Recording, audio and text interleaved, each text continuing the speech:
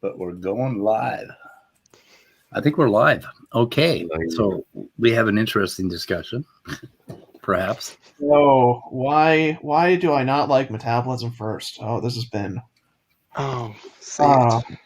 You know why I don't like it, Dan? I can sum it up in one word: heritability. Okay. Oh, that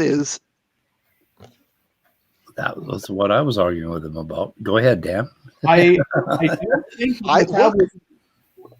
That is a fair criticism. I'm not going to disagree with you. Heritability is the problem for metabolism first, because it requires having either self-replicating nucleic acids just hanging out in the environment, or even more complex, it requires having some DNA-RNA cycle that's just hanging out in the environment. I think the answer to that problem is that you are starting with stability and going from there. And once you, it's basically a cycle of stability and replication fidelity, and it's a positive feedback loop. So as you get more stable, you can get bigger. That imposes selection for greater replication fidelity. And then once you have greater replication fidelity, that allows you to be bigger, which imposes selection for higher stability. And that's why you move from RNA to DNA. It's easier to make RNA, but DNA is more stable. So that's the selective pressure to do that. But RNA can interface with proteins, and RNA can be enzymatic. So that's why you preserve the DNA to RNA side of that loop. I also think that's your response, but can we distinguish between two types of stability in this case? For the origin of life, I think there's two kinds of stability that can be attributed. One is what I would call like a dynamic. So stability that feeds upon its environment, right? You could have cell division occurring by certain geochemical processes, and the fact that... Or just physical processes, yeah. Yeah, but I don't think... So my thing is, I would say that's insufficient, because it's almost the wrong kind of stability. The type of stability that cells maintain, right, isn't exactly a product of their environment, but it's the stability of homeostasis they have, right? It's the ability to kind of regulate their internal environment to tune to the outside environment. And for me, if you don't have a way of doing that, if you don't have a way of pulling this, this little trick, you're always depending on your environment to kind of instigate this process of life. Mm-hmm. It seems that you have to, at some point, cut the cord and be able to independently maintain homeostasis, which is a requirement. Which is why the genetic... Totally agree. 100% agree. And I think, and that's honestly one of the reasons why I like metabolism first, because if you go protocell first, right? If you go structure first, then you're saying we have an environment that is isolated from and unique from the kind of general environment, right? You have within your, even like in the lab, you could do this. You make little lipid bubbles. Right. And the inside environment is going to be distinct from the outside environment just because of what can and can't cross that barrier, right? But if that inside, and if any of the reactions that subsequently occur are dependent upon that environment, that I think the difficulties there are more than if the reactions are just occurring spontaneously and you're selecting for the ones that work best. Because if you're limiting it to what can happen inside a protocell, you are imposing a limitation prior to selection. Whereas if you just do it out in the environment, you're experimenting with a much wider range of chemical reactions and then imposing selection later on at the compartmentalization step. Does that make sense? Yeah, but in a way, though, what you're arguing for is you're arguing for the fine-tuning of metabolic processes that can be governed by internal chemistry, not necessarily arguing for a genetic system which allows for the cipher and the transcription of that process. I have the causality going the other way, though. It's not governed by or dependent on the internal conditions. It's that the internal conditions, you're selecting for structures that maintain internal conditions that preserve the already existing reactions, rather than the reactions being limited by the internal conditions. Does that make sense? And correct me if I'm wrong, though, but that would just be the proteins that catalyze metabolic reactions, but it wouldn't necessitate any kind of RNA or whatever heritable molecule to recapitulate that cycle necessarily. Well, if there was a basic mechanism like Demeter's working on for particular RNA strands to be replicated, then they would be replicated in that protocell, and the protocell would replicate itself by budding, and whatever's in it there's going to be more of it. So you've got a stable system that's kind of cycling around, and it's able to somehow use energy, and it keeps splitting off and budding. That is your replication. It doesn't have to be a reliable DNA replication system at all. Because that doesn't have to be reliable. Yeah. Right. It doesn't have to be reliable. I think the most important aspect. I think the most. Yeah, I mean, I think the most critical aspect of any process that involves life is the incorporation of the genetic code itself. Is the ability of a system to maintain its own processes, not without the environment being directly involved with it. Right? It's the ability of a cell to kind of direct its own processes based upon its demands. I think where we're not agreeing is where that step has to happen. I think that can happen a lot later in the process. I think you can get a lot of what we might call biochemical reactions, and you can even get compartments that separate out distinct subsets of those reactions from other subsets. I think you can get all that stuff without a lot of the specificity that I think you're implying is required. So where I see Demeter's model, because I've read the papers, it's been a while though, but I honestly haven't, so I apologize. I don't know. I'm not familiar with that specific model. What I see his model doing is you create this vast diversity of polypeptides that are interacting with the cell and also with things that are diffusing into and out of the cell. And out of that, you have a kind of combinatorial selection for peptides that are better able to entropically drive their environment, and the ones that don't, aren't as capitulated as often. And that kind of process, I think, is sufficient to explain metabolism itself. Because the more energy you have, the more diversity you can have in peptide length and diversity, so on, and the more you can drive the diversity of metabolic reactions based upon the environment the cell finds it in. So for me, I see my comment in the chat. I just wrote with the caveat that I think it initially doesn't have to be polypeptides. It can be RNA, it could be ribozymes, and at least initially. Yeah. I think with that caveat, I don't disagree with anything you just said. I think that's right. It's just a question of where and in what environment is that happening. I think you can have exactly what you're describing in isolated kind of environments within an ecosystem without having it be like compartmentalized within something we might call a protocell. I think it's more likely that it wasn't compartmentalized initially. And I'll also note here that I'm not a biochemist. To the extent I have feelings on this, they are not strong. No, I get that. I mean, my big thing, like when I read metabolism first hypothesis, is I see is the question I ask myself is, okay, how does this I thought I was muted. Where do these conditions necessitate the genetic code? Like from a metabolism first process, you have to get the genetic code somewhere. Like what's pushing metabolism itself as a process in reality to develop the genetic code? Selection. But I think it's, to me, like peptide RNA first systems seem to explain that in a more simple way. Just the process of combinatorial diversity drives metabolism on its own.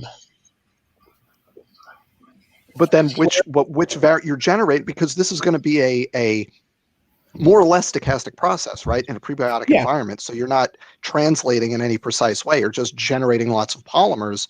The ones that stick around are going to be the ones that are the most stable. They're going to be the ones that can create an environment that is the most conducive to sticking around and making more of you. I mean, we're talking about, you get into the idea of like, it's a relatively new, in quotes, because I mean decades, but newish idea of like niche construction. That's kind of what we're talking about. It's, can you do that? Do you need a closed lipid compartment to do that, or can you do it without that compartment? I don't know the No. answer. I lean towards the answer being no, but I don't know. I think the answer is no, and I think that's why I view metabolism first as problematic. Because to me, at least, that's evidence for metabolism first. Well, for me, I think the natural course of metabolic processes, like if you read articles about, reconstructing, some kind of primitive form of citric acid cycle or whatever, to me, where I see that is like, okay, well, what metabolism first hypotheses are going to do is they're going to keep recapitulating themselves. And that seems to be fine, in the process of an external environment. It doesn't seem to need to do something with an internal environment itself. Right? There doesn't appear to be any internal connection as to why you would need this. I see what you're saying. So the question then is, what's the selection? If it works in the environment and it's stable and it's self-propagating, what's the onus? What's the selective pressure that pushes it to be compartmentalized? Is that fair? Yeah, basically. I think the answer is you can do more efficient. You can specialize. You can be better at doing a specific thing if you compartmentalize, but it's not a requirement to do that thing. I think that's the answer. But I think maybe other people want to contribute because we've been nerding out on this for a few minutes now. I'll try to respond to that really quickly. Yeah, go ahead. Why don't Immutable? Why don't you finish and then we can talk about something else? Yeah. I think you're playing a high-risk game, though, there. Because unless you're controlling things in a very particular kind of way, you almost risk this ideal of having metabolism, this entropy kind of, exponentially accelerated at the rate of destroying the means that's allowing it to do so. Right? I mean, I think it's a very high-risk game. Not to say that negates it. But yeah, I agree. It sounds like what viruses do, right? I mean, you could have a virus with a high mutation rate and 90% of the offspring are non-functional, but like they make 10,000 offspring, so it doesn't matter, right? Like it's high risk, high reward. I think that's fair. Yeah. Yeah, to me that seems not fringe necessarily, but it's reaching quite. To me, that seems reaching. I would be more comfortable accepting it if there were other things like that. If there were physical phenomenon that actually, you could show, for instance, that if you do have a physical system that, exists and such, that it does actually, increase the entropy of a system significantly. Right. That's that makes sense. Yeah. That's a good point. I hadn't thought of that aspect to it. That's a good point. Yeah. Yeah. Like, now you're going to try to convince me back to structure first. Don't do that. No, I know. I mean, if you could push me, if you could say like, okay, here's some like quantitative data on it, I think I'd be more comfortable with metabolism first. But I also think the points you've made are very fair, and I think to some extent it's a level of personal bias that goes into it. Maybe, I don't know. I was a hardcore RNA protocell first for a long time, but now I've totally been dissuaded from that. Speed, don't you appreciate that this is how we're starting off your weekly show with just completely nerding out on biochem in this? Yes, I like that. Going to town. Show? What are you talking about? He has a show every day. Well, this is the weekly show, though. This is the weekly show. Yeah, I know. I was. All right, what's everyone else up to? My bias is to get rid of the first part of these things. When you say metabolism first or RNA first, we want to get rid of the word first, and we want to come together, togetherness. We want to promote togetherness. So, I mean, there were. Why couldn't have RNA and the metabolism evolved at the same time? I think there were probably about 100 starters, that were all going at the same time. Systems that were sort of self-replicating at a very, very minor motion. We need to invent a time machine. I feel like now I'm playing physicist when I answer the question by saying that's too simple of an explanation. Too simple of an explanation. Occam's razor, bitch. That's too trivial of a response. Trivial. Okay. Anyway, that's where I'm at. So what else is happening this week? What are you doing this week, Dan? Actually, I got a fun update for everybody. Not this week, but next week, Monday, March 1st. I'm talking to James Carter, Dr. James Carter, on it's Monday the 1st at 3 p.m. We're going to talk about the Lenski long-term evolution experiment. And I'm really James excited. Carter again? James Carter is the other Dr. Carter. So there's Rob Carter at CMI. James Carter is, I think, a biochemist at Loma Linda University. And so he's been going around. He's goes on SFT from time to time, and he's a young Earth creation scientist. And so we're going to chat about the Lenski experiment, and that's going to be fun. I call him Little Carter. He's the less known Carter. If you say Dr. Carter, Carter, in this context, people think you mean Rob Carter, but there's also James Carter. Yeah. And to James Carter's credit, James Carter is happy to talk to people, whereas Rob Carter seems fairly reticent to go on not creationist channels. Have you looked at the book Stairway to Heaven or Stairway to Life? Oh, Me, God. I haven't. No, I haven't done that one yet. It's my cooking bacon reader. When I'm cooking bacon or something, I have it upstairs, so I pop into it every now and then, and I'm pretty much not. Don't find it very convincing at all. They mostly. Sal warned us about was coming out a few. Yeah, that's Dr. Change. I just got this. It is okay. The Glass House. Oh, this is Ken. There you go. Yeah. That ought to be good. Each chapter is by a different person. It's on their specialty. So you've got chapters by Purdom. You got chapters by I think Carter is in here. Wait, what book? Show it again, please. The Glass There you House. go. Glass House. So you got chapters by, let's see, it's the names I know. You've got Bodie Hodge, Georgia Purdom, David Menton. To Amazon I go. I think I've got it. I would say Nathaniel Jeanson has a chapter. Mortensen. Those are the names I recognize. Yeah, it's a bunch of different people. The Glass House, Eve Chase, or Emily Sig. Like I'm looking at Amazon. What was it again? Yeah, it's Glass House, and it's Ken Ham. Oh, there you go. So I'd be actually this was very generously gifted to me by our friend Ian. So thank you, Ian, who I'm sure is very busy right now. But shattering the myth of evolution. That's the one. It's important, and I'm not bringing it back to Abio, I swear. But something yes, that really, shut the fuck up. But I think people misconstrue about evolution and Abio itself is that scientific theories don't tell us precisely what happens. Like they're not meant to be like ontological claims about reality. Right. They're meant to describe probability in terms of the preponderance of data we have. And like with Abio particularly, Abio can be a theory in the sense of how we understand physical processes to cause the emergence of life, for instance. But it can't be a theory in terms of telling us anything about how life did form. It can only tell us what's probable and, less probable. Do you have any idea how many books are named The Glass House? About 50 of them. Just say the Glass House Ken Ham. It'll be the first result. I thought. Oh, and Demeter's here. There we go. May the force be with you. And also with we were going to send your parrot after somebody today. Who was that? Yeah. Who pissed off the parrot? I really wish Danny for Truth would come in here, but he's hosting his own live stream. Don't try, just do it. Yes.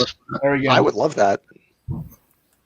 Somebody was saying, about origin of life, I was listening a little bit of you. So don't mishmash all of the hypotheses of origin of life. You don't need to do that. I like to. So of course, every hypothesis of life have something very beneficial and something that might be correct.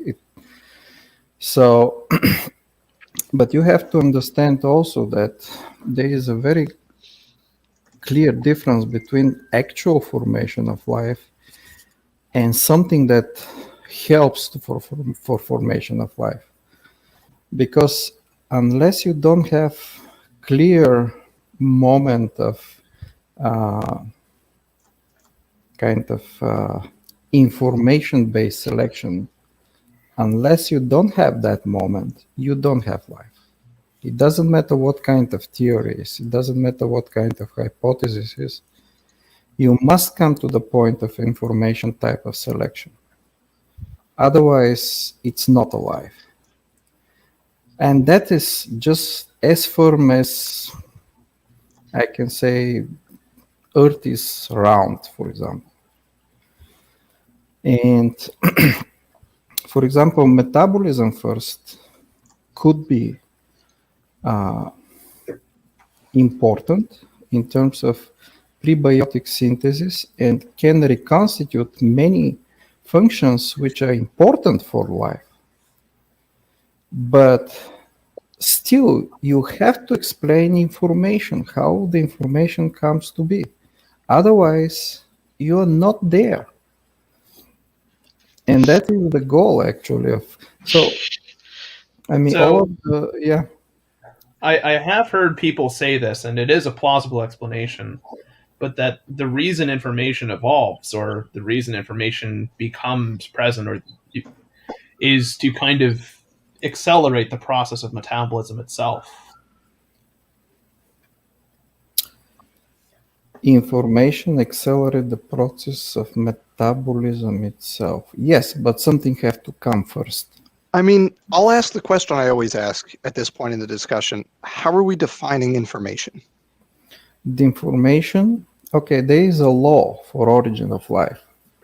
The law for origin of life constitutes that the information, the structure which corresponds to the information, and the rule between those two are locked in its origin,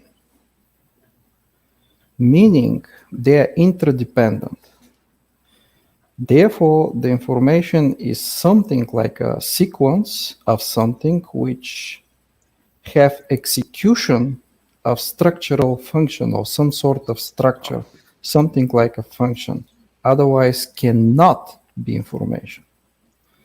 Would a simple way of summarizing that be it's a structure that prescribes its own function, or is that too strong of a statement? Sort of, yeah.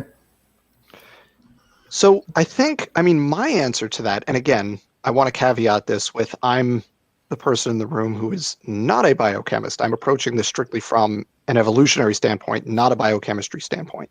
Sure. But we've done experiments, and I'll post a link here to one of them in the chat here on YouTube, where you can generate just a random, a library of random polymers, and then just like check those for biochemical activity and see, do they bond to something? Do they cleave something? Like, do they have some kind of potentially useful biochemical activity? And the answer is like, yeah, a lot. And that's true for RNAs and it's true for polypeptides. And so if we're talking about a I don't want to say prebiotic, but I'll say pre-cellular world, if you're talking about a pre-cellular environment where you are randomly polymerizing either RNA or polypeptides, the likelihood that you stumble upon some biochemical activity is extremely high. And I think under your definition, that qualifies as information. And then does that get you over the hump? Like, does random polymerization plus selection for useful, and I'll put useful in air quotes, but like in that pre-cellular context, useful biochemical activity, does that clear that threshold of generating the initial information? So let me enlighten you up about Please that. do. So you are almost exact, meaning all of your thinking is correct. However, you forgot one small moment, and this is the feedback, the positive feedback. There you go. Once you have the positive feedback, you are already into the selection force. As I said, may the force be with you. So There you go. That is what all about. That's why I'm saying origin of Darwinian evolution is origin of life. It is equal to life. If you don't have origin of Darwinian evolution, meaning selection, you don't have life. You may have lots of conditions. You may have those many very useful moleculars around. You may have all kinds of gradients, all kinds of protons around. You may have tons of amino acids, everything around. But until you don't have positive selection from information structure, and this structure to preserve this particular sequence, you don't have execution of this information. That is all about. Yeah, and I think what you would be arguing for particularly is the information that's being generated in this case pertains to the information in regards to that of a genome, in particular, how to create more peptides and how to stabilize RNA. Is that a mistake? Am I mistaken on that, or? No, that's exactly what it is. So it's all about stabilization, the first feedback. So you have, for example, process of something that creates a specific sequence, and this sequence actually preserves this something. So this something is RNA, of course. So that's not exactly RNA world per se. It is resemble RNA. It's very similar, but it's not. Why? RNA world rely basically on a replication only. So according to even the very last papers of Jacques Zostak, for example, he still insists that you must have some sort of non-enzymatic replication which overcome the degradation of RNA. So have to be very high fidelity in such a speed that overcome the degradation. And this is to maintain a specific structure of RNA, so specific sequence of RNA, which eventually will be selected to be like a ribozyme type of function, and will go for the self-replication ribozyme, which will undergo under polymer transition, and this polymer transition will actually come to the translational process. So, as you see here, from the perspective of RNA peptide world, you skip all of that first steps. You just directly jumped into the translational process. Although this translational process is extremely primitive. It's very primitive. It's very simple. But it's more likelihood if you rely only on a replication. So replication is good, but until it's not guided by feedback process, feedback of selection, informational selection, you don't have much use to of it. Even that something will be preserved. And so I think the way of physically constraining that would be that, yes, RNA must replicate itself, or must replicate in some way, but it seems then that RNA must replicate by means of some kind of peptide catalyzed function in that case. Exactly. And in fact, if you think about this is more reliable way and more natural way of replication by peptide or longer peptide. Why? There is two things you have to know. First, all of bivalent ions like iron positive iron, or for example magnesium or manganese ions, all of those actually stabilize RNA because those are positively charged and they interact with RNA and stabilize it. And also has been shown from the Jacques Zostak that these ions actually helps to replicate RNA but by non-enzymatic way. So in a just natural template directed replication could occur naturally with the help of those metal ions. And also this is one thing. And also second thing, every single polymerase, which is either RNA or, for example, DNA polymerase, modern polymerase, as a catalytic center, possess 2 or 3 magnesium ions. What does it mean? That's how it started. This is the process how actually everything started. If you think about self-replication ribozyme is very difficult to achieve naturally, and actually was never observed as a self-replication ribozyme RNA to self-replicate RNA. It's never observed in the nature. There is no such an animal. So thinking from this way, something is more likely. So as a scientist, I cannot say, oh yeah, of course, exactly that happened. No. This is just likelihood. And some experiments must be done, of course. Yeah, I mean, I think with metals, there's a curious aspect to them, and that is metals have to be very, very carefully monitored, and that is because metals need to be in a certain valency for their reactivity to be Valence too. Yeah, to perform the types of reactions that they need to undergo for the purposes of a cell's function. And part of that is, as you know, if a metal gives up a charge, okay, well, if it transitions from being in a 2 state to a 1 state, well, you now need to fixate that metal once more. You need to take electrons so that its charge goes from +1 to +2 once more. True. Which that shouldn't be too hard to do, but that's an important aspect that shouldn't be that can't be overstated.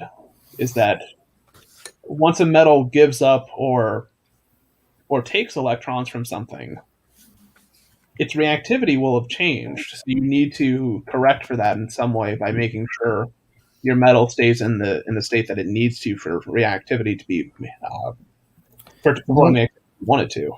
Yeah, so don't forget that this is why almost exactly the very first RNA type of nucleotides actually started as a dinucleotide to become NAD, oxidizer or reducer. You know, this is a dinucleotide. In fact, it's a D-ribonucleotide, NAD and FAD. And they are doing this in one way or another. And those happened very, very early in the evolution. Of course, it was not the very first things that it happened, but it was kind of useful around. I mean, this is the beginning of biochemistry.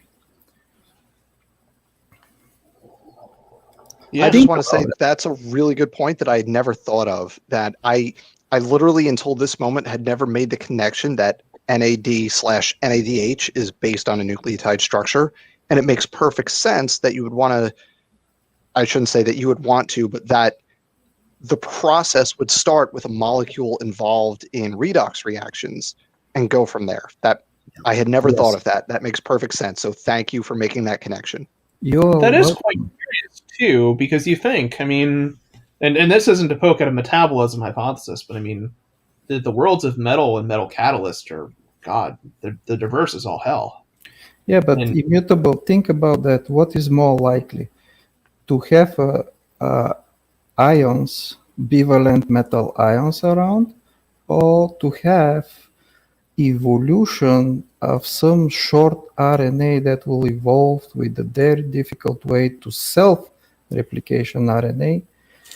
And after that, you almost have no clue how from self-replicated ribozyme you will go to the translation.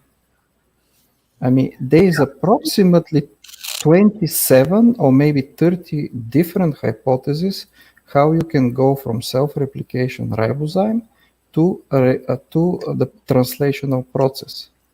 And none of these hypotheses actually makes kind of reliable too much sense. Yeah, I mean, I was arguing with I don't know how much of the stream you've caught, but actually, I was arguing with Dan as well. Is that in not only is the genetic code one of the essential elements to be on your wish list for a model that covers origin of life, but also one of the second more important things about life, which is homeostasis, the ability of a cell to regulate its internal environment relative to its external environment. But think about that. In order to hold this homeostasis, you have to organize this homeostasis processes around something. Yeah. It cannot be just overall homeostasis over something like a rock or some. I mean, it has to be around already formed Darwinian evolution. Yeah, the way I was trying to convey that to Dan, and he did give a good counter response to it, is that if I imagine homeostasis being achieved by means of environmental pressures, so something like geochemical activity feeding the volume of a protocell and hot, in warm and cold cycles causing it to divide, for instance, then the homeostasis of that cell is maintained only by virtue of those environments and the environmental fluctuations. It's not maintained by virtue of the protocell itself. Yes. So think about this process. The actual metabolism or biochemistry or catalytic or anabolic reactions have to be organized around already formed system which is possessing Darwinian ability, meaning possessing information dependent upgrades. And now also initially very first steps, I'm talking for the very, very, very first step, when you have just a short peptides, like a few amino acid peptides, and relatively short RNA, like 10 to 15 nucleotides. At that moment, everything around this complex is serving in one way or another to preserve this particular complex. However, that's not absolute. Therefore, everything that it's come organized like reactions is just a form of independence from the environment. The entire buildup of biochemical pathways and the metabolism per se is a way of independence from the environment. Yeah, I agree. And that's how it's getting beneficial. So let me say you need arginine from somewhere. Well, the supply of arginine naturally probably is very low. It's so low that it's 1,000 times than glycine, for example. And then your cell, the complex will feed on the existing arginine. But just if you find a way biochemically to supply easily arginine, now you have a huge advantage. I'm giving example with arginine. However, you can say the same thing for any other amino acid and any other substance. So the metabolism first hypothesis, yes, they can provide some very useful stuff. I do not deny those hypotheses. They might be very interesting, but until you don't come to the information, you don't have life. Yeah, and that's my biggest thing. The way I like to try and kind of summarize it is that I don't see necessarily, given metabolism first hypotheses, why the genetic code and its structure is mandated, right? What pressures cause a metabolism first framework to form the genetic code? Exactly. So thinking about the stability of the complex, actually what provides the stability of the first complex? The stability comes from the interaction between short peptide and RNA. And this is shown experimentally very well. Now, if you think about, it matters also where you'll put the particular RNA within the sequence of this short peptide. It matters, is it in the middle somewhere or between?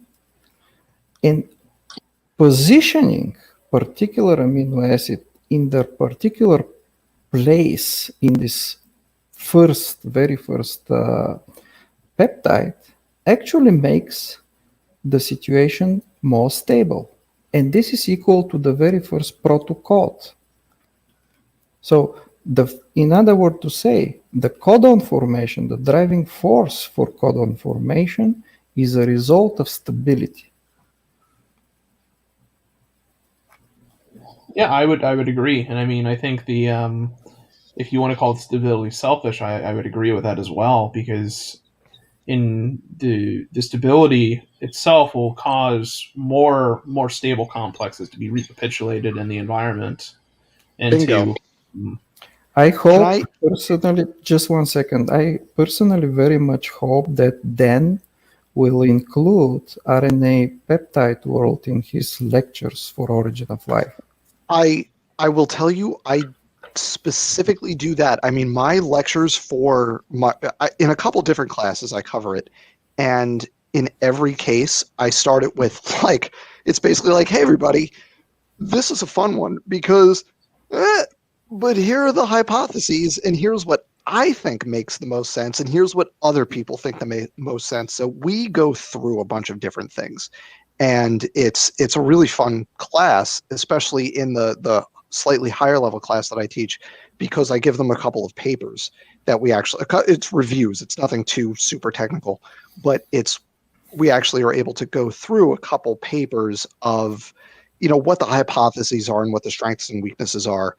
And it's a lot of fun because it's one of those places that I love in biology, which is where we don't know the answers. So it's just like, I don't know, here are the different options. Here's what I think. Here's why people don't think that.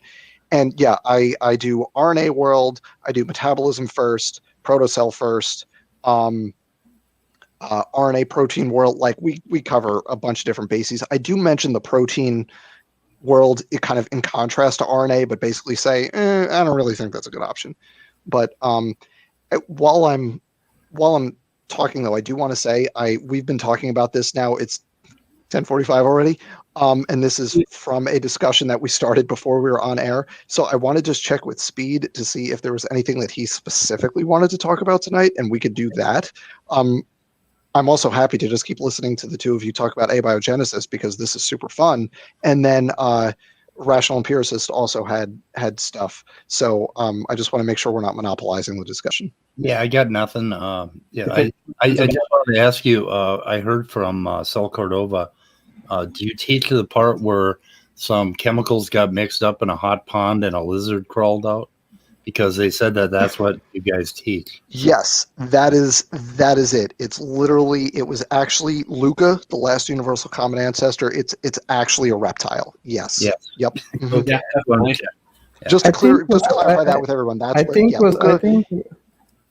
wasn't an anaerobic prokaryote. It was actually a reptile. Yep. A reptile, right? Yeah, I think it was a kind of pink rabbit, right? Pink rabbit. Yeah, Yeah, it might have been. I could have sworn. with feathers. Yeah, there you go. It was a reptile, right? It was a reptile with feathers. Yes, And correct. It Thank you. had fish limbs. This is a fun question I also ask abio people, and it's something that's kind of a 50-50 split. Do you think that the first form of life or first protoform of life was likely heterotrophic or autotrophic? That's such a fun question because for the longest time, I was like, obviously it's a heterotroph. Like, why is it even a question? But literally just this week, I was reading stuff about how, like, maybe it was an autotroph. Yeah. And I still, like, that's melting my brain, like Inception. Really? Like, it's really melting my brain. But apparently there is a reasonable case to be made that Luca, if not Luca, then somewhere in that ancestral lineage, the original, because this is a common misconception, but that Luca would also have been the first thing, and that's not true. No. Right? Luca is the common ancestor that all extant stuff share. There would have been stuff before that and descendants from that are not extant, right? So there would have been stuff before Luca. But the argument that I read, and I admittedly, I read one thing on this and I thought, I never thought of that. That's more persuasive than I expected.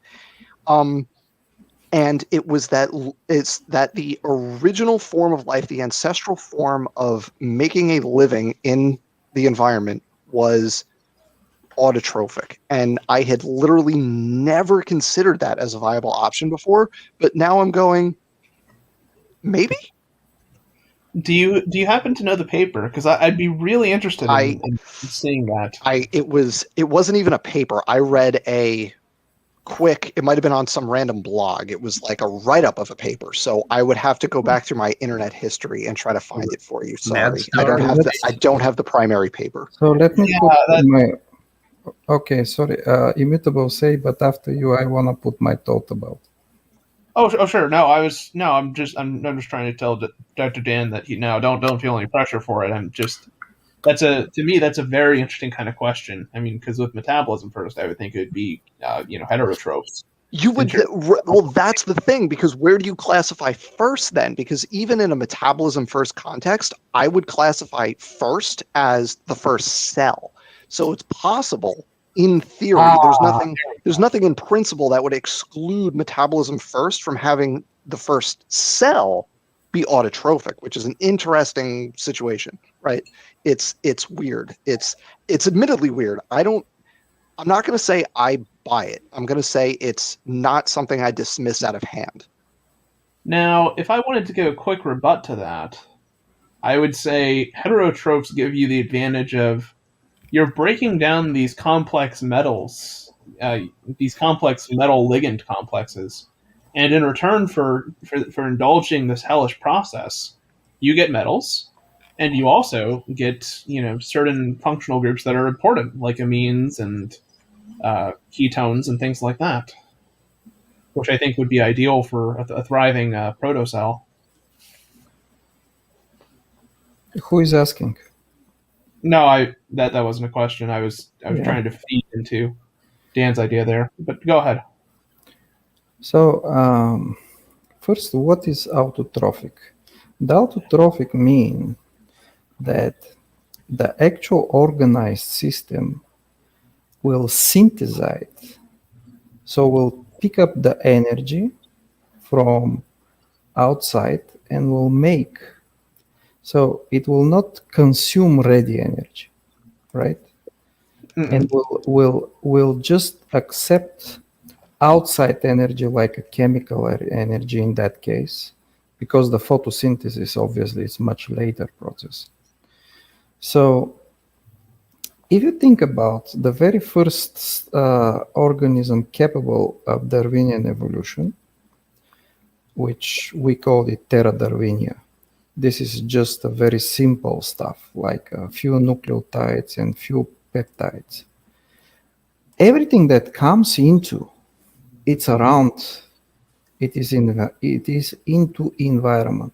There is no much ability of this system to produce its own stuff. I'm talking just for the very first steps. I'm not talking for already going into the Darwinian evolution in the next steps. I'm talking just for the very first, for the actual Terra Darwinia. Now, heterotrophic, we have, so historically speaking, the first that says that heterotrophic origin of life is heterotrophic is the Oparin. He actually postulated that the first organism is heterotrophic because autotrophic organisms are simply more complicated. That was his particular logic around. In fact, the scientists before Oparin, so we're talking about the beginning of 20th century, and before, they all of them thought that should be autotrophic because makes sense, does not depend from any organism around, does not feed animals, and blah, blah. So Oparin was the first guy that actually said, oh no, the autotrophic are more complicated. Therefore, we need more simple form. And more simple form is the heterotrophic organisms. Now, I want to point something to me. If you're thinking about the complex, the very first complex, which is called, capable of Darwinian evolution, which is called Terra Darwinia, then do you know what is Terra Darwinia? Oh man, I've read the paper. I have not heard that term before. It's been a while. You said Terra Darwinia? Terra Darwinia is the first complex organism which is capable of Darwinian evolution. Yeah. Can I ask a question on that? Yep. Yeah. Because if you look, for example, well, they don't replicate, right? You need you need a replicator for that, right? Eventually, yes.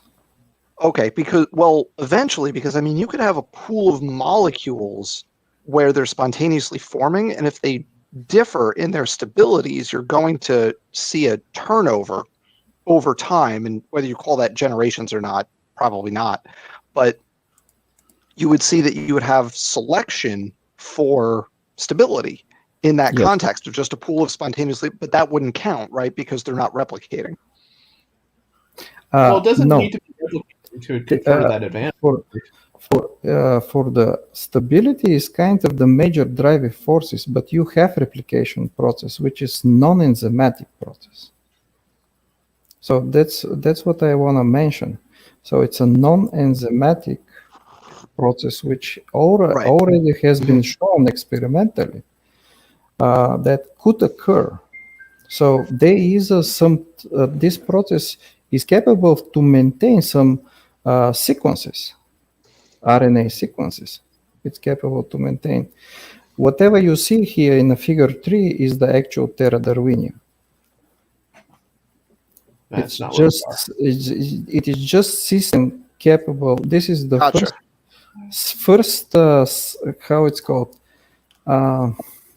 self-generated organism, spontaneously generated organism. So, but my point was about the heterotrophic organisms. If you think about later, however, in the evolution, when you already have Darwinian evolution undergoing, of course, anything autotrophic will benefit also the system. Also, I want to mention something very interesting that very few people actually know from the biochemistry. If you think about photosynthesis, the dark side, dark side of the photosynthesis. If you think about the dark part of the photosynthesis and the pentophosphate cycle, they're actually identical. Just it goes in reverse. Huh. Do you know that? I did not know that. Golly. So what goes in reverse? I wasn't paying attention. Yes, I did know that. So you have to know that. And that's exactly what it says, that you have all of the prerequisites for formation of the photosynthesis. If you have already pentosophosphate cycle in undergoing, everything that is missing is rubisco. Once you have rubisco, you have photosynthesis now. That seems kind of weird, though, in a way, because there's only a select class of organisms that actually have used photosynthesis. Like with eukaryotes, we don't utilize photosynthesis, whereas other eukaryotes that have a lot. In terms of eukaryotic diversity, we're weird in that we don't have plastids. That's yeah. Obviously, those kinds of pentosophosphate cycle, glycolytic cycle, and Krebs cycle, all of this are very early in the evolution. And in fact, Lucas should have it. They should also probably have the citric acid cycle as well. That's what it's called, Krebs cycle. Yeah, Yeah, you would think. that's Yeah. another main point. So my point was about the autotrophic and heterotrophic. It's kind of that very early stages is kind of smeared. The very first system, like Terra Darwinia, for example, is a heterotrophic because there's no other way. You cannot organize anything else. But it doesn't have to be a cell, right? Doesn't have to be a cell. Exactly. That's, I think, where the disagreement is. I think the argument is that the first thing that you could, if you saw it, you went, aha, that thing is a cell. I think the argument is that the first thing that would have qualified as a cell could have been a photoautotroph. And I want to be clear, I'm not endorsing this view. I'm just saying I don't think it's something that can be rejected out of hand. Maybe not photo, maybe chemical autotrophy. Yeah, oh, you know what? You're right. You're 100% right. It would have been a chemoautotroph. You're absolutely right. Yes. I revise my previous remarks. It would have been, if that was the case, it would almost certainly have been a chemoautotroph, not a photoautotroph. Yep, you're right. Mm-hmm. Okay. Immutable, you happy with the answers? Oh yeah, I think one of the most beautiful aspects of abiogenesis is being a study is that it's so integrative in terms of how many fields are working together, but also clashing so violently over which hypothesis is correct and which one is more likely to crown itself the victor. Yeah, when I was looking into after all of that, at the moment there is no way to select between the hypotheses until someone don't do the right experiment. So we're waiting for the right experiment.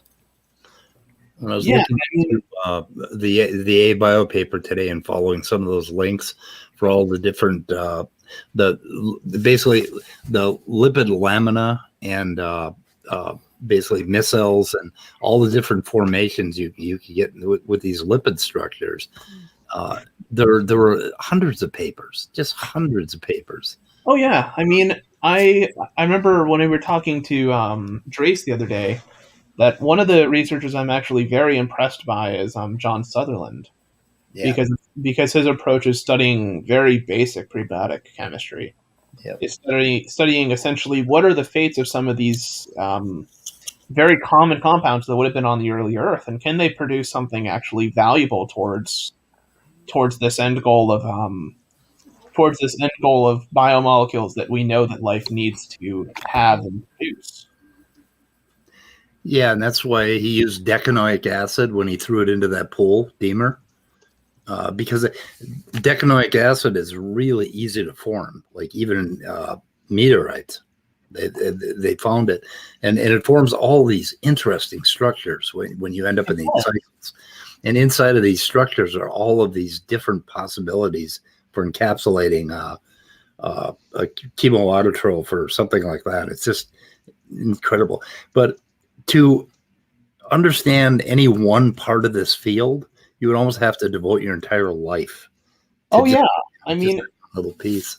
The thing is, there's so many striations of abiogenesis. There's you can arguably, like, once you're on the Earth, you can argue between two different types of abiogenesis. In one regards, what is sometimes called the abiotic chemistry, and which is called the prebiotic chemistry.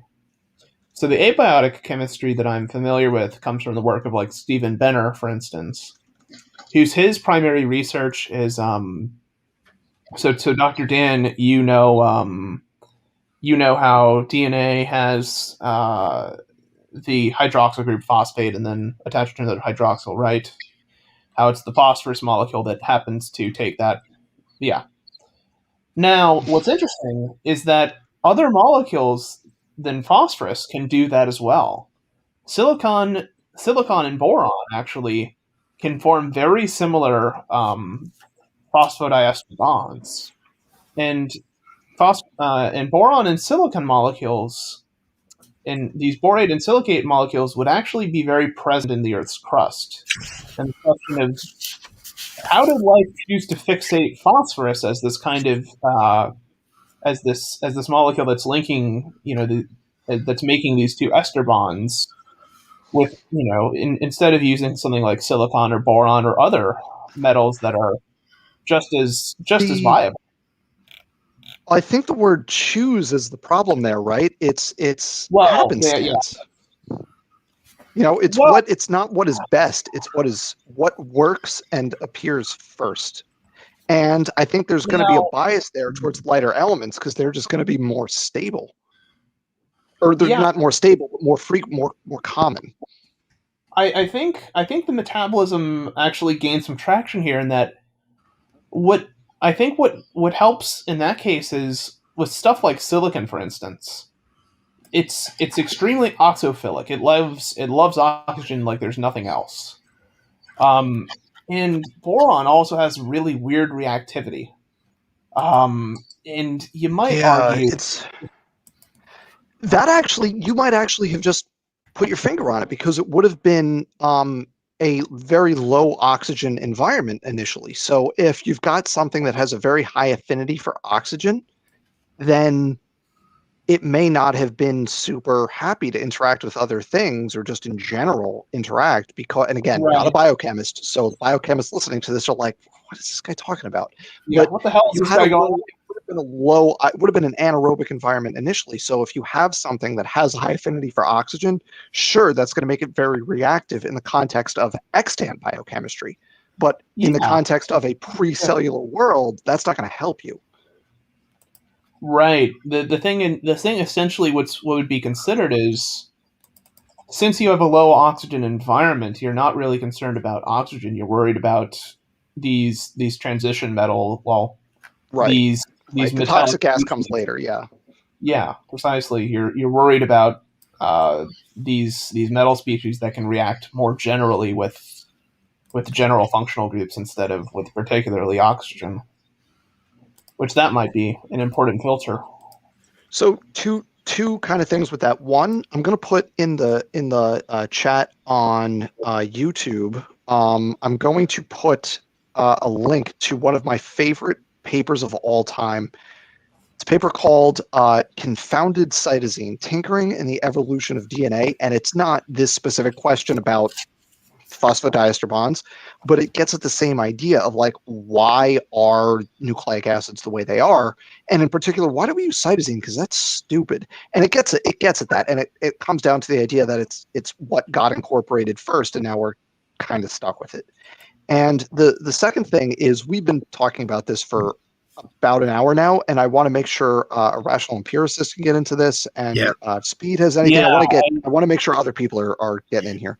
Before we leave the topic, this book right here, The Origin and Nature of Life on Earth from 2018, is anybody familiar with this? Nestlig told me about this book, and it gets into I guess the basic ideas are sort of, if you have a geology like we had on Earth when it first formed, that life is almost a necessity, and it's continuous with that geology, and it's got a it's called the fourth geosphere, I think is what they call life. But he talks about geospheres, and it's really pretty intriguing. If anybody has not seen this, you should write down the title and check it out. And it is extremely dense. It is a dense book. So guys, I'm not familiar with this book, and probably I'll be very happy to look it. But also I have to jump out.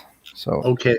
Thank you for joining and indulging our questions. And you can see that was super fun. Thank you so much. It's not a very small. It's kind of a big book. So, but anyway, it's pretty incredible. And let me see if I can find. Well, let's see. We'll go back to the beginning. So anybody that didn't see the title can write it down. And Nestlig told me about it. I purchased it. I started reading it. It takes a great deal of stamina to get into it. I'm hoping to get further with it, but I mean, he really gets into some interesting stuff. Really interesting stuff. Stuff I think Demeter would be very interested in, because it talks about the availability of early amino acids and what they're. That's the thing you have to consider too. I mean, because I think the geology, among other things, is really the starting point for this convoluted game that prebiotic chemists and other researchers for origin of life are playing. Yeah. Because if you don't have a strong understanding of what the atmosphere for the Earth was like, or something like that, right? Then how on earth do you expect to understand how various complicated geochemical and chemical cycles gave rise to the origin of, not just the molecules that life uses, but how life as a phenomenon began on this planet under those conditions? Waiting for Dr. Dan's paper. Are you working on that? Or did you? Oh, you already did it. Way up there. Where? Way up on What did top. I do? I put the cytosine paper in there if anyone wants it. The link to that. That's a really fun paper. Is there a PDF available on that one, or? I will check and Gotta search it out. let me see if I'm not sure. I don't know off the top of my head. I know you can find one if you know where to look. I put it in the description too, and I also put your channel in the description because oddly enough, there are people on this channel that don't know about you. Oh, well, and I know nice you're a lot more famous than I am. I don't know about that, but thank you. I appreciate that. Quite a bit. Okay, so all that's in the description. Oh, come on, save it. So, Andrew, you had questions. I'm presuming it's about abiogenesis because that's the only thing we've talked about so far. Yeah, well, no. Whatever, Andrew. You're up. Yeah, I to be honest, I'm not much of an abiogenesis person. I don't understand the chemistry involved, and therefore I don't understand abiogenesis. You and everybody else here. Huh? Yeah, it makes all of us. Everybody else here. All of us. Oh. We're all students. Sorry. Yeah, so I just had some more evolutionary related questions for Dr. Dan. So I guess to start off with, in previous comment chats, if we want to call it that, we've discussed the importance of regulatory elements in morphological evolution. But I also know that evolution is defined as changes in gene or allele frequencies over generations and within populations. And I wanted to see if those two concepts still fit together. I should unmute myself. Yes, that's an excellent question. And I think the answer is yes. And the reason is that, so to go back a couple of steps, what we're talking about for everyone, we've had, so a rational empiricist and I, sorry, you're that way, I'm pointing. So we've had conversations in various chats of other fora where we're talking about developmental pathways and how you can change developmental pathways and get new traits through differences in developmental pathways. And the interesting thing about that is that a lot of it comes down to changes in regulation during development. So it's not different genes per se, it's just where and when and at what intensity do you express specific sets of genes within the developing embryo. And that leads to different morphological structures over the course of development. And so the question is, if we're taking that as kind of one of the major underlying mechanisms of evolution, which I think we should, right. Does the definition of evolution as changes in allele frequencies over generations still hold, where alleles refers to variations in genes? And that's a very kind of Mendelian or neo-Darwinian, even though that phrase is becoming nails on a chalkboard for me, but that's a very neo-Darwinian kind of way of describing the process. Right. And I think the answer is yes. I think it still works, but we have to be precise about what alleles we're talking about. Because you can have, for example, very different, take, for example, like a snake versus a lizard, right? Where generally the same, but the big difference, obviously, is the snakes don't have legs, right? So developmentally, there has to be something very different about those two organisms. And we know the difference. The difference is there are genes that will either promote or suppress basically the extension of tissues away from the midline of the body. And you can look in a snake and show that the genes that they're genes that code for things like transcription factors that will suppress that growth throughout the whole body. Whereas if you look at something like a lizard or a mouse or anything with 4 limbs, it'll have a gap at the front end of the organism and another gap in the rear of the organism, kind of as you go through the embryo, where that suppressive signal is absent. And where that signal is absent, that's where you grow your limbs. So are we talking about different alleles in terms of the genes that say grow a limb here? No. Are we talking about different alleles in terms of the regulators that say suppress the signal here? No. What we're talking about are different alleles in terms of the transcription factors that regulate that signal. Yep. But at the end of the day, it still has to come down to alleles, even if it's something super removed by 2 or 3 or 4 degrees, like methylation targets that suppress a specific gene. You still, at the end of the day, need to have an enzyme that is recognizing a specific DNA sequence. And whether the allele is for the enzyme that is going to regulate the DNA, or the alleles in the non-coding DNA, because we can talk about alleles as regions of DNA that are not genes. You still need to have variation in the DNA sequence between those two organisms that leads to that difference in phenotype. So I think the definition still holds, but you may, in many cases, be removed multiple degrees from kind of the Mendelian definition of what that phrase change in allele frequency over generations means. Does that make sense?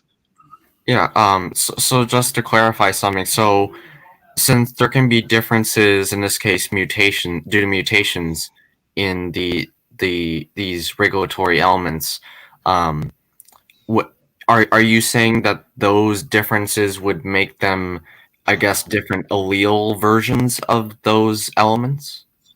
Good. Go ahead, Speed. Okay, there's another thing, and that's if there are slight mutations in the introns, you can end up with a variation in how it splices, and you can have different splice sites. Yeah, but I think what you have to lay out is that every in embryogenesis, there's a complex of cell signaling, like in intercellular signaling, and then there are pathways down to regulation, and they usually regulate some gene, and those are genes themselves. The regulators are, I think what you're saying, Dr. Dan, is that the regulators are also genes, and so those are going to change, and if one of them gets cut out, we may end up with a snake. You're going to end that's exactly it. At some point, I mean, you could argue, and this is actually, I've been reading a lot of extended evolutionary synthesis stuff. I'm about a third of the way through Fodor's book, because of conversations with Danny and other people. Fodor? And that book? Oh no. Yeah, I'm working on it. I'm getting there. Oh, I feel so bad for you. But anyway, but the thing is, I'm reading this and they're talking about stuff like Evo-Devo, and they're talking about stuff like epigenetics. And I agree that all of these things are important and we have to consider them. And it's not as simple as just changes in the protein encoding exons within the genome, right? Yeah. But at the end of the day, what do these changes come down to, and what is the stuff that's heritable from generation to generation? It all ultimately reduces to differences in DNA sequence. Yeah, right. That's whether it's the actual gene, whether it's the regulator that grabs onto that gene, or whether it's something that regulates that regulator, right? It's who watches the Watchmen? Eventually, you're going to go back 3, 4, 5, 6, 7 levels. Yeah. It may be the protein that regulates the enzyme that does the methylation for the promoter for the gene, right? Yeah. You go back all those steps. Eventually, you're talking about differences in DNA sequence, and that's the thing that is being selected. In embryogenesis, even if you modify that extracellular matrix, you can end up with a change in the timing of how different regulators and genes affect cells. and you can end up with an entirely different form because of that timing. So I mean, that is, that kind of shoots out horizontally, and comes around and changes stuff. And you're looking at biophysics at that point. It's cell to cell, right? So what this cell gets a signal, and that leads to all those changes that I just talked about. And then that changes what this cell does. And then that affects what this next cell does. And then this cell becomes one tissue versus a different tissue at a different time of development because of something, 12 reactions up, right? And 12 is you're talking hundreds of reactions long for these regulatory pathways.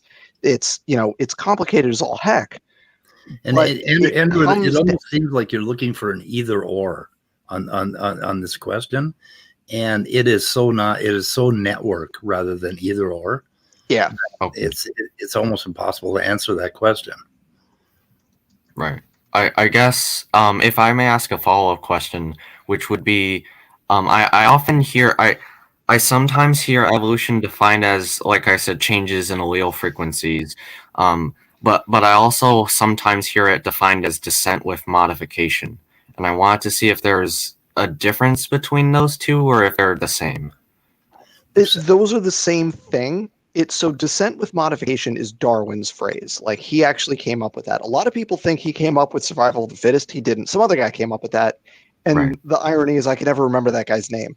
Herbert Spencer. Who was it? Herbert Spencer. Thank you. See, I'm glad. Herbert Spencer. Oh, Spencer. Spencer. Yeah, see, I now remember that. Was that the Spencer and the woman, right? What was it? No, I'm thinking of Spielman. Okay, I'm sorry. I don't know. But descent with modification was Darwin's phrase. And you have to remember that Darwin, he presented his work for the first time jointly with Wallace in 1858. Mendel didn't publish his work on genetics until the mid-1860s. And then that work was basically forgotten until like the early 1900s. So Darwin didn't have any concept of alleles or anything like that. So the definition of evolution as change in allele frequencies over generations is a 20th century thing. But then that has since been modified with the work that's been done since so you've got the modern synthesis and that kind of came together by the 1940s, which was taking Darwinian mechanisms of natural selection and variability and connecting that with what had been figured out with genetics up to that point. So you've got things like Hardy-Weinberg equilibrium, the foundations of PopGen, and then also connecting that with things like microbiology going down in scale and paleontology going up in scale. Since then, we figured out a bunch of other stuff, things like neutral theory and epigenetics and evo and all, plasticity, like a lot of stuff, right? Extended. Yeah, all that stuff. And so the definition of change in allele frequencies over generations has had to adapt to those new findings, right? So we started with one gene, one enzyme. Now it's one gene, one protein, then it's one gene, one polypeptide. But that's not even accurate because you can have alternative splicing like Speed was talking about a few minutes ago. So we've had to we use the same phrase in 2021 that we used in 2000 and 1980 and 1960, but it means different things now based on what we've learned over that time period. Okay.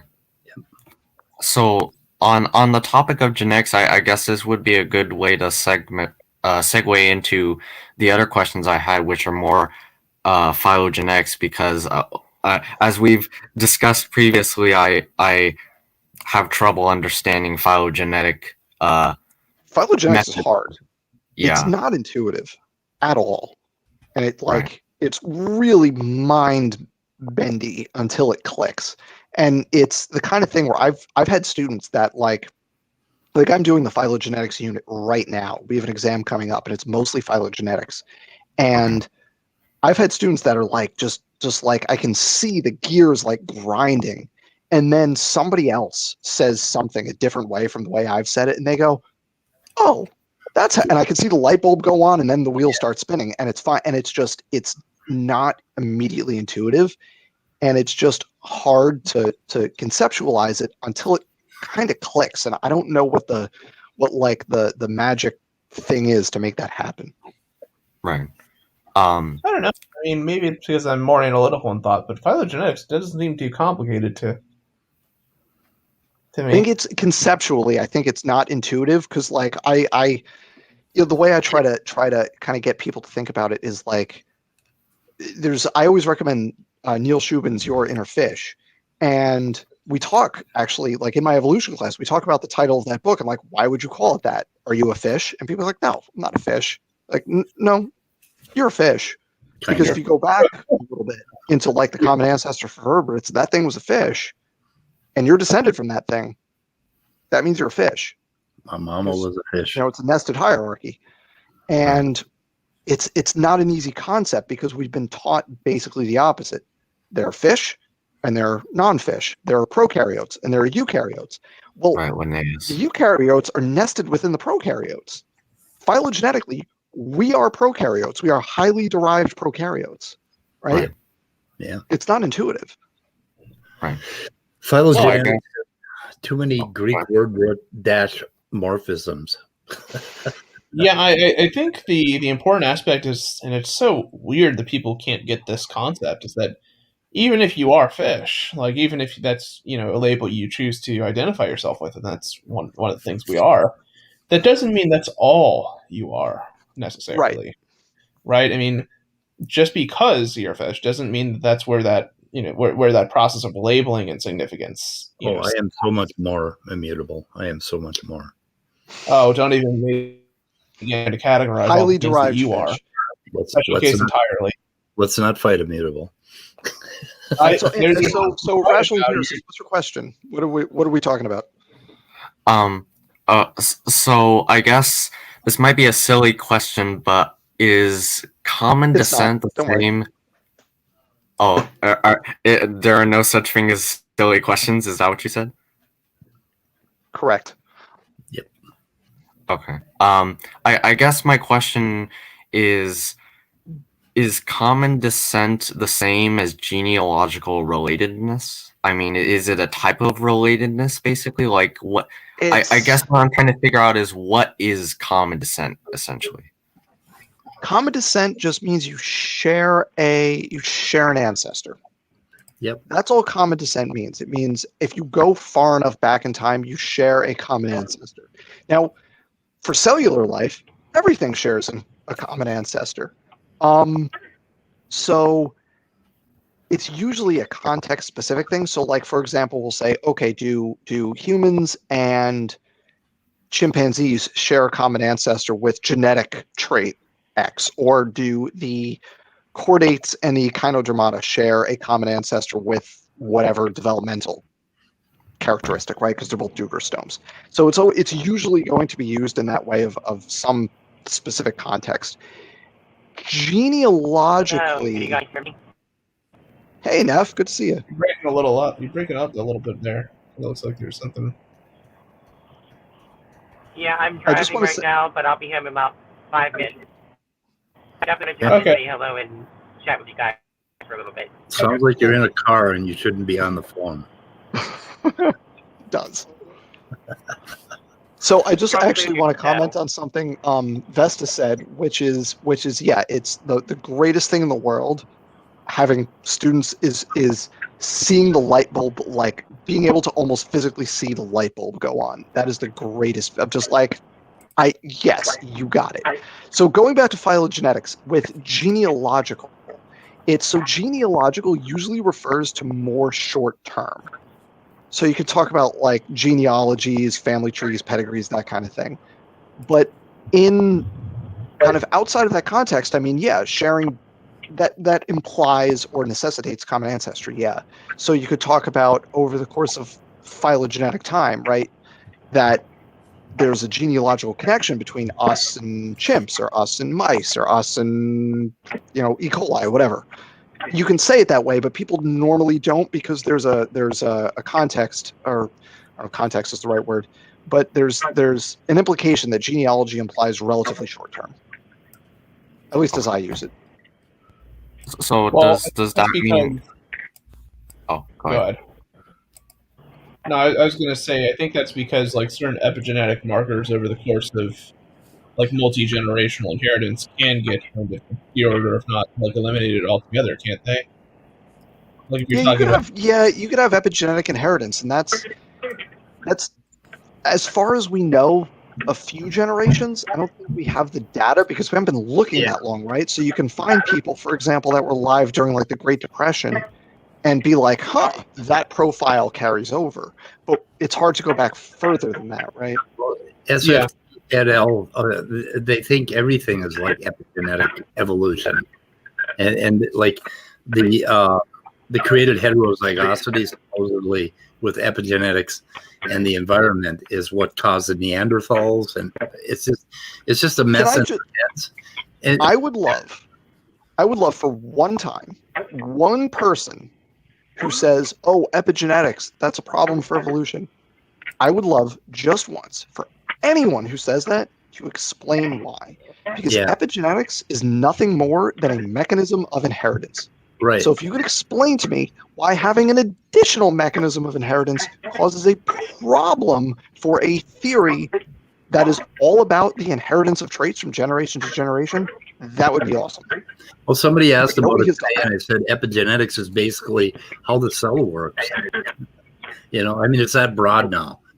And a lot of people are shying away from using that term at all because it's gotten too broad. I mean, there's just too many things covered. Well, this might be a stupid question, but do we know if do we know if epigenetics has always been present in eukaryotes, or has it been something like evolved? I have an answer for this. Histones, right? I got an answer for this. Yeah. So the hypothesis, and this is one of those things where we don't know the answer, but I'll tell you what hypothesis I like. The hypothesis that I really like is that methylation is a defense mechanism against retroviruses and transposons. If you can methylate the crap out of it, you could prevent it from mobilizing because it condenses up because the methyl groups are hydrophobic. So if you can identify, aha, that's a retrovirus, it's trying to kill me. You methylate it all to hell, and then it crunches up and it can't mobilize, so it can't kill you. And I think that is a good explanation for how methylation originated as a mechanism for regulation, because once you have the machinery to methylate specific target sequences, now you can have variation in what those target sequences are beyond specifically retroviruses. And that's prior to histones? You don't need histones. That's a good question. I don't know. They found histone homologs in prokaryotes without histone that don't have. There's no histone complex, but they found homologs. So, but the sequences. Yeah, they found the sequences. Yeah. Nice. That doesn't surprise me. Yeah, I mean, you have a lot of stuff. Prokaryotes have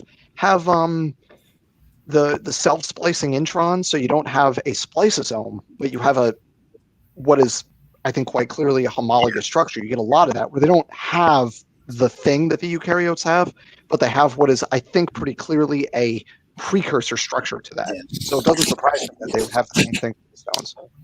I was wondering about the homologs for the polymerases, whether or not there are any pieces or any other proteins that share their structures.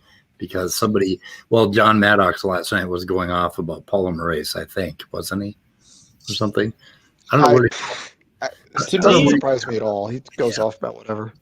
To me, actually, and I'm not sure, like, I'm not that deep into the biochemistry to know better, but it would surprise me if polymerases have undergone a lot of change.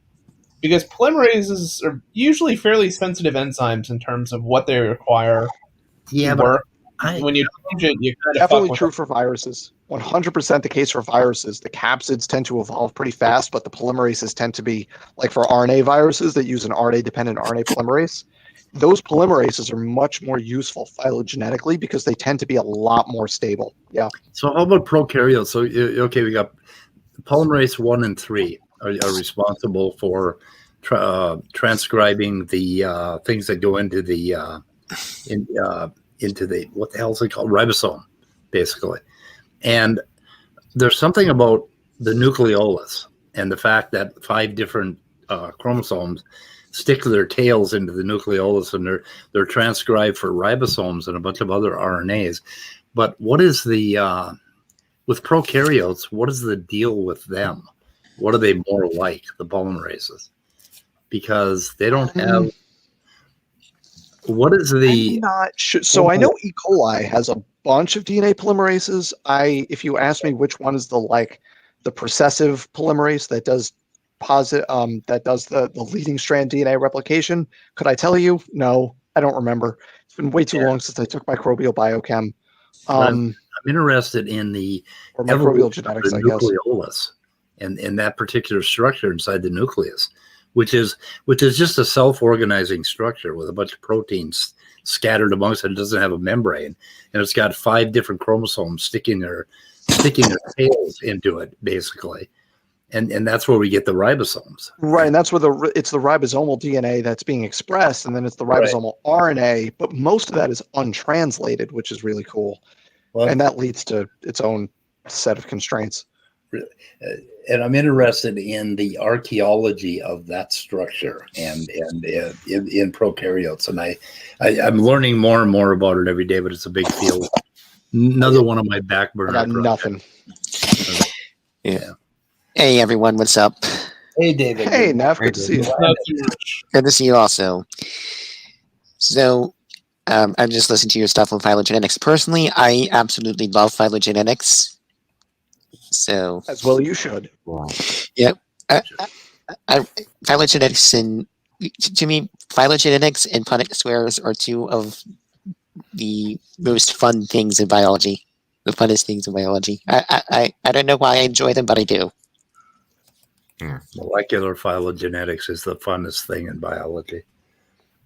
I don't know. For me, the most fun thing in biology, and this is my bias, is proteins, which I like to call them molecular spaghetti. On the other hand, the most fun thing in biology is bacon. I think the funnest thing in biology is not dying. Yeah, there you go. Yeah. Staying alive. So I'm probably gonna jet within about 10 minutes here because it's late and I shouldn't stay up too late. Well, I wish I could come with you, Dan. I wish I could come. Is there anything any interesting arguments that came up this week that people hadn't heard before? So I was discussing the heat problem with Standing for Truth last night. I don't know how much of that you've heard. Oh my God! Did they solve it? Oh my God! He admitted that there is a problem. Basically what he basically admitted is that there is a heat problem, and that there are quote unquote plausible solutions to this problem. And here, like what I said to him is, okay, we need to sit down and do the math. How much heat is going to be generated between the flood itself? How much will the storm itself generate? How much would the accelerated nuclear decay, the continents moving, all of that, we need to factor that in together, and then we need to take your solutions and say, okay, here are your proposed solutions. Okay, how much would those factor out? How would they? How much would they actually cool? One of the things that Standing for Truth actually proposed. And I think is that like he said that okay, the water could shield for Noah and his family like it does in a nuclear reactor and stuff like that. I asked Standing for Truth point blank, hey Standing, how much? What do you think the heat is? How hot is the water inside of a nuclear reactor? He didn't know. As it turns out, it's about 600 degrees Fahrenheit. Yeah, it's hot. And it's hot because it's a pressurized water reactor, so it can't boil because it's under higher pressure. Correct. So it gets really hot. So you can't use that as an excuse because if you're not in a sealed volume, if you're on the surface, then you have unlimited volume to expand. You're just going to boil off all that water.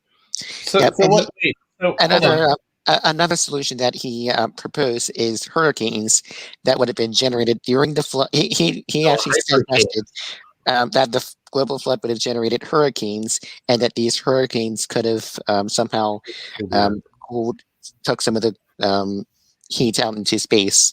Okay, I got to tell you about my favorite from last night, David. basically the fountains of the deep opened up and water shot into outer space, where the water cooled and froze into ice cubes, and then fell back to Earth, and the ice cubes cooled off the ocean. Before anybody critiques that, does that hypothesis sound at all familiar to something else we've heard of? So I've literally never heard that idea before, and without thinking through the thermodynamics in any degree of detail, it doesn't work. I feel like there are some problems there. Well, mainly, there are molecules on the surface of the Earth, but there are not molecules in space. So there's going to be some problems with heat transfer there. Am I missing something? No, it's more basic. Well, I mean, it's going to turn into a gas, which is going to, basically float in the upper atmosphere. But if there was an ice cube, say there was an ice cube, if we got past that problem and it was re-entering the atmosphere, like really, going hot, basically exactly. I mean, it isn't going to cool anything off. It's actually probably going to heat shit up. It's gonna because now you're not only adding molecules to the atmosphere, but you're also friction. So you're just okay. So this is dumb. Yeah, well, and that's a problem.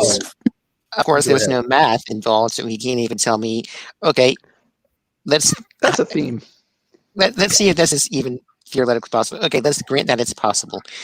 Okay, how much heat would be transferred into space? Do the math. I want math. Right. I think we know the circumference of the world. We know the thickness of the atmosphere. Tell me how many joules would be generated and how many would be transferred to outer space. Yeah, exactly. Well, the thing is too, the critical velocity. So critical velocity is the velocity you need to get out of the Earth. Right, the critical velocity actually would be a huge problem because, you can have a giant ice ball launched into space, but you're not going to have it stay an ice ball because the friction you encounter due to acceleration trying to get up there. That's a big problem. Is going to shear that ice ball to shreds. And if that's a big would have to release that energy back. You know what? My favorite argument is. Since I keep telling them, okay, look, we have meteorites that should not have been affected by the accelerated nuclear decay. His response is saying, okay, well, they were actually from Earth that got shot up into the atmosphere and fell back down. How does that work? It fell back down. Okay. Yeah. And that didn't cause any problems. Yeah. All right. Sure. Yeah. I think so. I don't know the numbers on the energy release here, but I remember a stream that I think it was SFT did with a couple of the geology people at some point in the last couple months, and Gutsa Gibbon was in the chat, and she pointed out that the amount of energy you're talking about is, I'm going to butcher this, I forget what it was, but I think it was a 1 megaton H-bomb per square meter of surface area, something completely preposterous, right? It's just the amount of energy involved when you're doing this is just off the charts bonkers. And so to say you could absorb that with the water, or you could, that would radiate out into space. There's no mechanism that even remotely comes close to that, like being able to dissipate that amount of energy. Well, here's the more important thing, though. That much energy, you're going to crack the freaking Earth open like a walnut. Exactly. Forget about making it to the water. You're not going to have a mantle or a core left. Yeah. That level of energy is going to be destructive to the internal structure of all the sediment above and below it. Yeah. So I'm going to give you guys a little taste of my arguments for Friday. What I'm going to try and focus on is genetics and regenerating the biodiversity, because we only have. Hang on. What is the topic of this one? The global flood. And so basically, my big argument is going to be biology, the issues with genetics and regenerating the art. Because when I look at the biblical timeline, Abraham, who's clearly in the Middle Kingdom of Egypt, is only 351 years post-flood. And this is from Answers in Genesis biblical timeline. So my question here is... Can I suggest you overlay Egyptian history on that timeline? Just Old Kingdom, Middle Kingdom, like just overlay the documented, because like the fun thing with Egyptian history is that it's an unbroken chain that spans the flood. Yep, but of course they try and get out of the way. Well, it's an inaccurate chronology, but They had. I mean, they can try, but even if you peg Abraham, the consensus is that Abraham would have been Middle Kingdom. So even if you like lock that in and then just go backwards and forwards from there, the Old Kingdom necessarily spans the flood boundary, right? Like by their own math.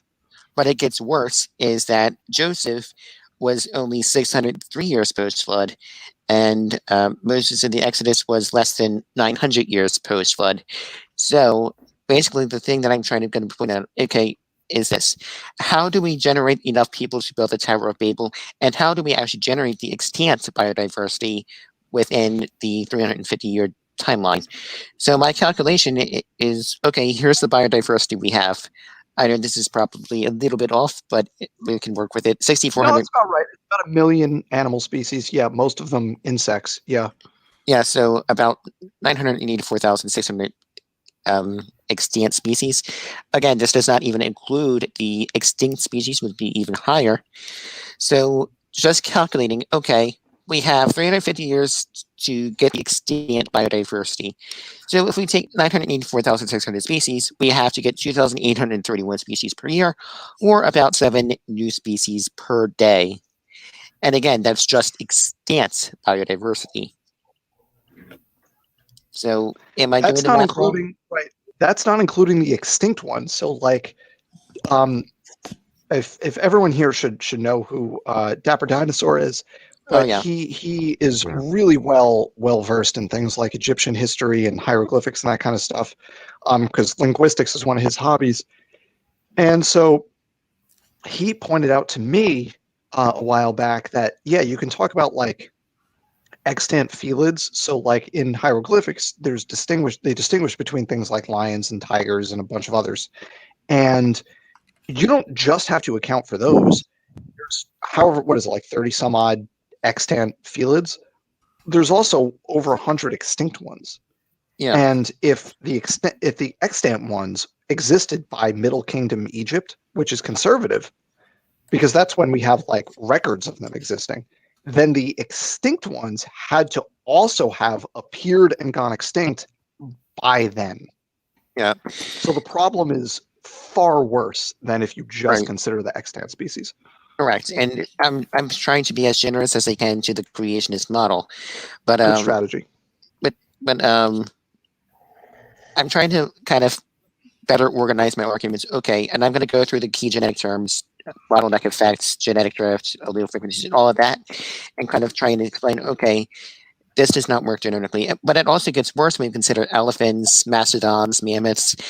We have thousands upon thousands of mammoth and mastodon species, specimens, and they have their gestation period is almost 2 years. So they're not going to survive 2 years, just 2 mastodons or 2 elephants just by themselves, especially considering that Anthropogenesis thinks the entire elephant order is of the same created kind. So how does that work? Who knows? And when it comes to, so I don't know what phrase they're using now, whether it's created heterozygosity or design diversity or like whatever the catchphrase of the month is. But when it comes to that, like just like you've been doing, ask for the math on that. Like, okay, the ABO allele has over the ABO gene has over 1,000 alleles, starting from a maximum of 4. Yeah. Or if you want to say start at the flood, and then you have 2, 4, 6, 8, 10, 12, if you're being as generous as possible, say 12, starting from, it doesn't matter, 12 versus 4, it doesn't matter. Start from 12, 4,000 years ago. How do you generate over 1,000 when the recombination rate is 1 crossover per chromosome per meiosis? And that's being generous because that chromosome, it's like chromosome 12 or chromosome 15 or so. It's small. It's not one of the big ones. So it's actually less than 1. And then but, and the gene only makes up 1/5000th of the chromosome, give or take. So it's the rate of recombination needs to be insane in order to be able to generate the diversity in that single gene, and that's ignoring the diversity of all the other genes on that chromosome. And you could do that. It would have to cut that gene in half. Right. On top of that. Recombination. And speed, it's much worse than that, because in order to hit the minimum number of recombinations, every recombination event would have to generate a new allele, which is not guaranteed, and every recombination event would have to be intra-exonic, which is also not guaranteed. I mean, the exons make up like 1% of the gene. So the numbers just don't work. It's not possible. Exactly. And I'm trying to just sit down and do the math. Just how long will it take to regenerate elephants? So let's just make the assumption 2 years. Let's see. Yeah, I want to find what carnivores eggs. Well, you know they ate chickpeas, right? That was my favorite. I could not believe that was the answer. Chickpeas are high in protein, so they ate chickpeas. Yeah. What? No. That it's getting late. That's a really good place to leave it for me. I'm gonna scoot. Isn't there a gas problem with chickpeas? Like a methane? Have a good night, everybody. Good night. Yeah. Anyway, yeah. Oh my God. You must have missed our over an hour long conversation on ABio in that case, David, because oh man, we went at it for quite a bit. Yeah, I saw Dr. Dan a little bit on Sal's stream talking about ABio. No, this stream we were actually talking about it too, about an hour or so ago. Yep. Yeah, I had to go back and rewatch it. So who was talking about it on Sal's stream? Dr. Dan was on Sal's stream. Oh, okay. Yeah, I'm surprised just how little Sal knows about ABio and how he's mostly concerned like with the eukaryotic boundary. Yep. Yeah. And eukaryotes are like one of the latest things that come out of abiogenesis because the eukaryotes only, like in the course of life, only started to exist around what, 2.5 million years ago or something like that? This is another one I hadn't thought of is the carnivores. What did they eat after leaving the ark? Of course, they could have eaten chickpeas for another few months. They probably carried bags of chickpeas with them so that they wouldn't eat a created kind. Could have been, they could have had a goodie bag of chickpeas just as a party gift. Yeah. But shit, the lions would have eaten the lambs and whatever, and it would have sucked. The thing is, do you have any idea what goes on inside their heads to maintain this myth? Insanity. Absolute insanity. I mean, they have to have all these like gray areas, that are foggy areas that they just totally overlook all the time. Listening to SFT last night, go on his little gallop with you, David. It was unbelievable how much shit. At one point he said, "Oh, like abiogenesis, you guys don't know what's happened, right?" Well, just like that, we don't know what happened. That was his argument. But no, you actually had to sit down and show me the math. Right. Yeah, but then he said it fits like a glove, his model, and then he came up with that shit about the continents moving at meters per second. Which calculates out to anywhere from 2 miles an hour to 100 miles an hour. And he thought that, and then he compared continents colliding and making mountains to cars colliding, which is wrong on so many levels. And then the next thing he says is our model fits like a glove. It's it really doesn't. What the fuck?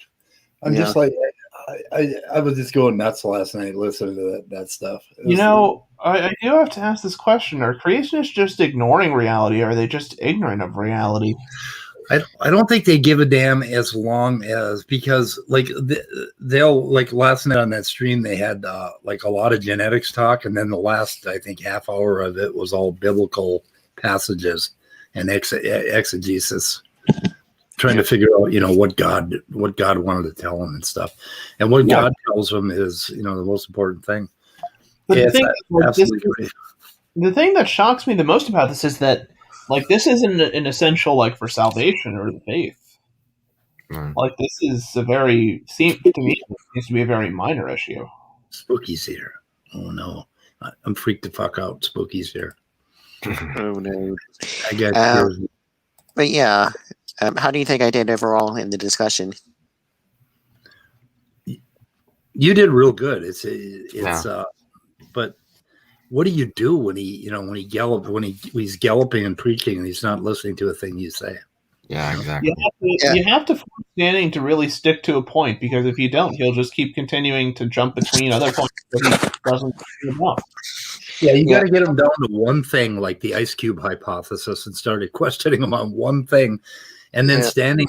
If you can hold him to one thing, he tends to fall apart, and he also tends to reveal what he thinks. Like when he revealed to me that he thought the Neanderthals came and went in 1,300 years, which is really interesting when you think about it. Yeah, like, and that we don't have any art from them. No human group. Here's something for you, David. Here's the best advice you're going to get tonight. Okay. Yep. Like the thing is, I'm addicted to debates, and the thing is, with Standing for Truth is like you almost have to go full on RN raw. Like, okay, I have to correct this thing before you go off and gallop to the next thing. Mm. It's not necessarily about correction, but it's about holding Standing to one particular to finish one topic before he goes on to another, right? Because Standing will concede certain points, but he'll claim victory in that. You haven't refuted every point that I've made. His formula is so simple, David. Okay, you'll come up with an argument, and then he'll come up with some lame pushback on that argument, and then he will throw out 4 or 5 different subjects, and then the last subject he throws out is the bait, and then you cannot help but take that bait because he is so wrong about it that you end up going to that bait, and then it looks like he won that first point. Yeah, right? Because you let him cover all these other topics that he's wrong about, but the bait thing is that takes you off the initial, pushback. Because what should have happened is you come up with your argument, he comes up with a pushback, and then whatever he says after that, you just go, I can't hear you, and then you go back to that first point and nail him down on that, and keep digging into the first point. And if you do that, Standing for Truth will get irritated with you. Yeah. And he will look like shit compared to he ends up looking good all the time because of his confidence and his preaching style. I will say Standing for Truth is very charismatic. He is slick, and he is going to be a problem for the next 40 years. You guys are going to look back on this. You're going to look back on this and say, "Oh, I saw where that guy started." Yeah. And the biggest flaw that Standing for Truth has is that he doesn't come up with new and unique arguments, really. He modifies his existing thoughts based upon how often one idea fails in comparison to another. Yeah. He's becoming a new Hovind. You can usually tell what his argument is going to be before he makes it, because there's only so many things creationists can come up with without contradicting their own model. But with Standing, I mean, he goes as crazy as he likes to, because it's about defending the Bible. It's about defending the inerrancy of the Bible, and like Eve has an egg cell like with completely different DNA in every one of her ovaries, kind of thing. Is like, oh Jesus hell! There's so much wrong with that hypothesis. It's hard to even begin finding the first thing.